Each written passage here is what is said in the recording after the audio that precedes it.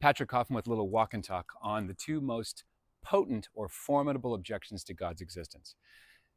I'm doing an online course called From Galilee to Rome, the Biblical Foundations of Catholicism, starting September 9th. And this is the topic of the first session.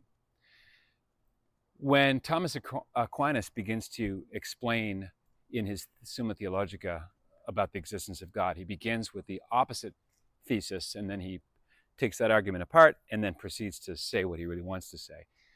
And he says, the two reasons why God doesn't exist are, A, nature explains everything. We have science.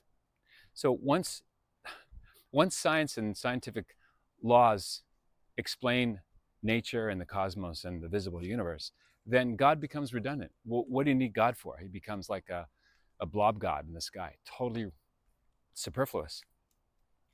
Second, and I think this is very common today, and that is, if God exists and he is said to be good, then why does he let good people suffer?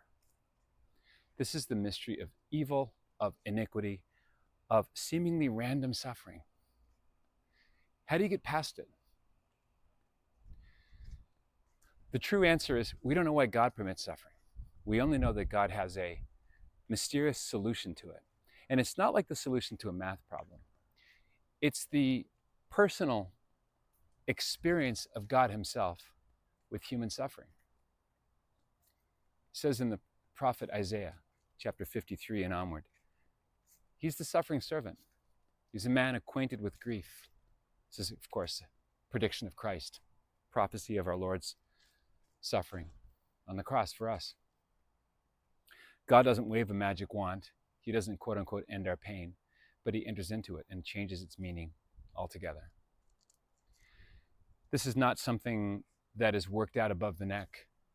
Everyone watching this has some either person in their life or some experience they're going through right now. Maybe it's loneliness. Maybe you're looking for a husband or a wife. Maybe you've been rejected. Maybe you've come down with some, fearful disease, whatever it is. You're not alone.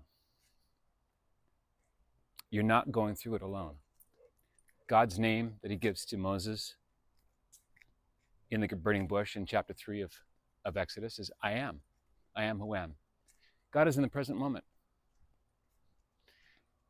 Not a few minutes from now, so we might stay anxious about Ben.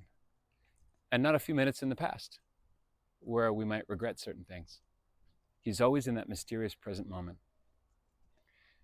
And when you surrender all your circumstances over to him, and it really does take a radical surrender. There's no sweet way to put it. We're all control freaks, aren't we? We don't like being out of control. So we find trust very difficult. But God is a loving Father. And Jesus says, unless you become like little children, not even children, little children, so full of trust and joy, you cannot enter the kingdom of heaven. So click the link if you want to find out more about From Galilee to Rome. I'm only taking 25 students. Starts September 9th, runs 8 sessions. Click the link for the registration. There is a Labor Day sale, $100 off. If you're in the state of Arizona, it qualifies for ESA reimbursement. And love to have you on the inside. Leave your comments in the comment section. What objections do you think there are to say that God doesn't exist? Love to hear from you.